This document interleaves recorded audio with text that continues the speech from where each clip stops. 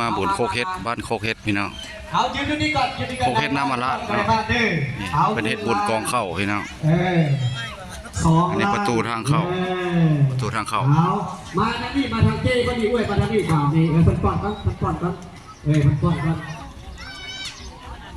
เอาอ้วยมาทางนี้ทางเจ้ใหญ่ใจดีทางนี้เรา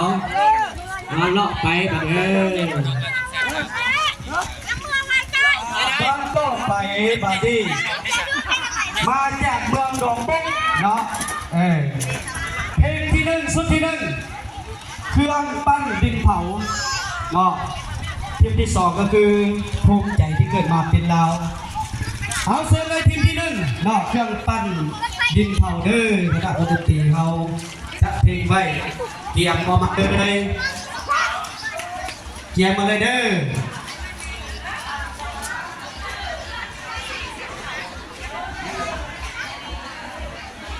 พวกเราอย่าง3เพลงเอาเด้อ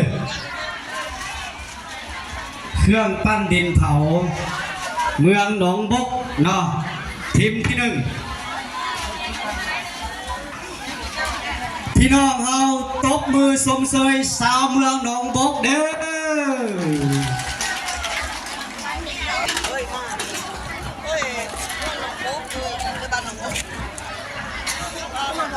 จัดแถวเลยเด้อ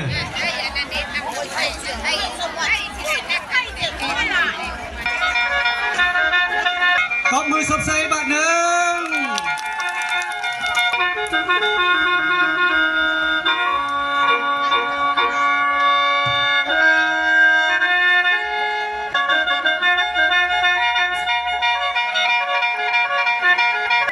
นี่หยุดก่อนผมเป็นเพลงนี้สบายดี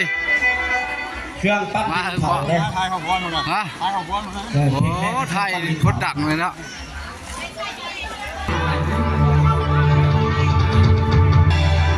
แมนบอ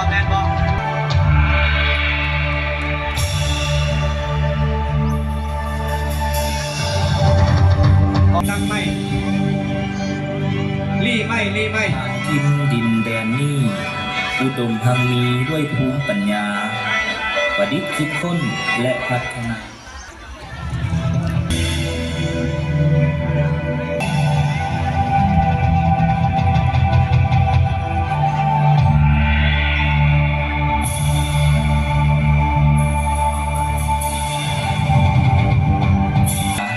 จนเป็นสินค้าส่งออกไปขาย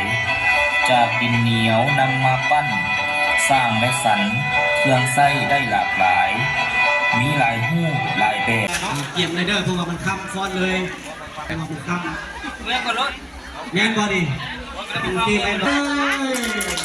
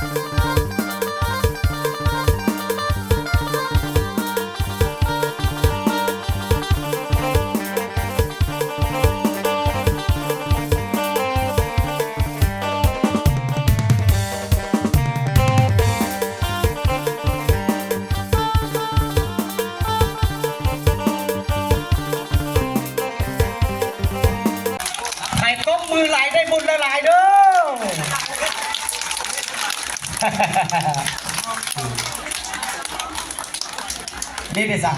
ทางนี้เลยมอบทางนี้เลยนี่ยันปกครองเพิ่นวางเอาหนึ่งบ้านโคกเฮ็ดบ้านเจ้าภาพโคกเฮ็ดยกมือบ้านที่สองบ้านคำสว่างบ้านที่หกบ้านนาโดนเนี่ยบ้านที่เจ็ดพุ่นเยี่ยใหญ่บ้านที่แปดเมืองหนองมกครบไปได้สั่งเอาต่อไปมันเข้ามาไว้เด้ยืนเป็นแถวแต่ละบ้านทีมงานแต่ละบ้านนะนาโพท่าแคนกับมันยืนเด้อแถวบ้านไหนบ้านมันเด้อยืนยาวไปเลยเอาเข้ามาก็เลยเวลาเข้าแถวกลางนี่ก็ได้เข้าไปบ้านนาโพท่าแคนจัดเลย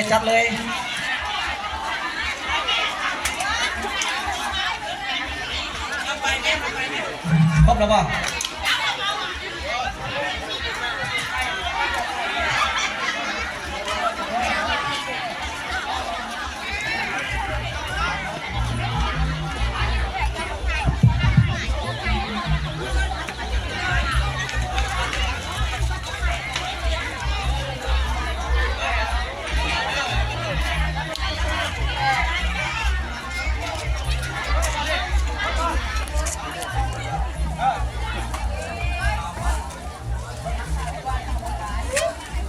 เอาเปิดเพลงมาได้บัดนี้เด้อเอาตบมือส่งเสยรอบสุดท้ายเด้อ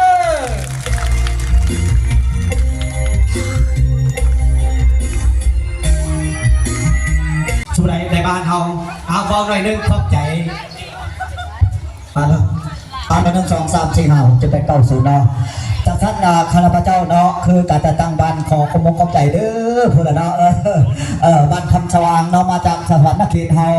ผู้ข้าก็เคยไปเยี่ยมยามเนาะบุญพ่อปลาสามัคคีเพิ่นเนาะจะแสดงกระทำเนาะแต่ละบ้านได้เนาะแต่ละบ้านแต่ละซองน้องไม้นางลำเฮาเด้อเนาะจะสั้นน้ำข้าพเจ้ากับผมไม่ยังเนาะขอกำลังจิตกำไรกำลังใจเนาะความมันคมซื่นเด้อที่เป็นไปหน้าไปตาเนาะให้แก่ทั้งพละทั้งโรงเรียนหรือว่าบ้านเนาะจะสั้นแต่กับบ่มีอย่างไรเนาะตอบบุญแทนคุณเด้อขอมกขอบใจแต่ละบ้านแต่ละสถานที่เนาะทั้งโรงเรียนครูอาจารย์พนักงานทหารตำรวจเนาะออกตุนญาติโยมเฮาเด้อทุกทั่วหน้าฮะเอาสมาธิเอาเพลงยังล่ะฮะเอาเพลงยังล่ะเอ้ยฮะเพลงยังก็ได้เพราะเนาะชื่อเพลงยังก็ได้ปลาคอใหญ่แน่เนาะเสียงสวรรค์เฮาโอ้ยเพิ่นมักที่สุดอันนี้เนาะในใดก็ตามเนาะคอมมอนคอมซื่นเพิ่นว่าเนาะเป็นอย่างเด้อปีกันอีกกระดิ่งเนาะจากชั้นข้าพเจ้าเนาะก็มีความภูมิใจและก็ดีใจเนาะทั้งการจัดตั้งเฮามื้อนี้เนาะก็มีความภูมิใจที่สุดเนาะขอขอบใจเป็นพิเศษเนาะแต่ละบ้านแต่ละจังหวัดที่เฮาเอาไปนะแล้วไปเลยสวดๆบัดนี้เนาะขอเสียงกินนะ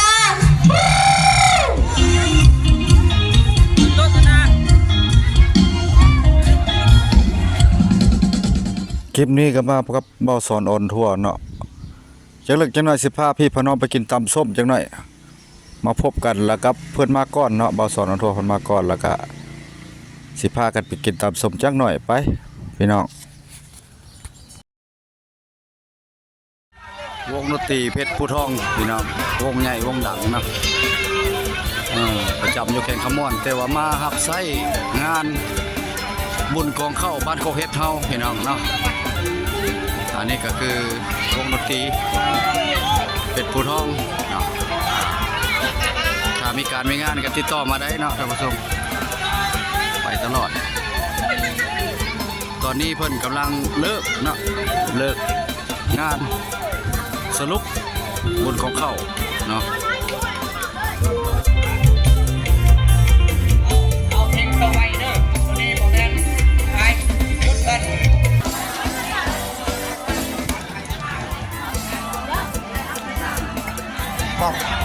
เพชรผู้ทองพี่น้องเนาะมาฮับไส้งานบุญของเข้า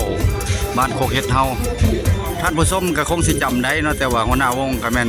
เพิ่นเองเนาะเฮาสิให้เพิ่นเบิ่งเด้อหัวหน้าวงสบายดีโอ้มาจะคืนแล้วนี่ มาวันที่22นะ 22 นี่เป็นวันที่23งานจริง มื้อนี้คืนมื้อแรกงานบ่ยังคืนสุดท้ายบ่ สุดท้ายมาเลย ยังงานอยู่เนาะยังงานอยู่เด้อท่านผู้ชมเนาะ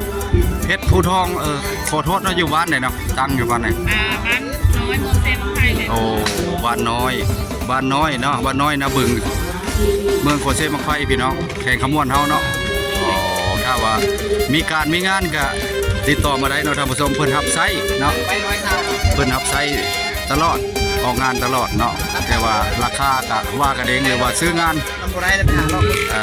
แบบซื้องานก็ซื้อเนาะโรงงาน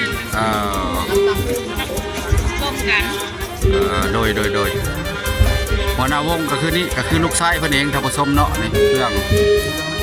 แต่ว่าตัวนี้ก็บริเวณเดินวัดจะน้อยบ่แปลงสิพาเลาะเบิ่งเนาะอาหารการกินเนาะขอบใจหลายๆเด้อนำหัวหน้าวงเนาะขอขอบใจหลายๆ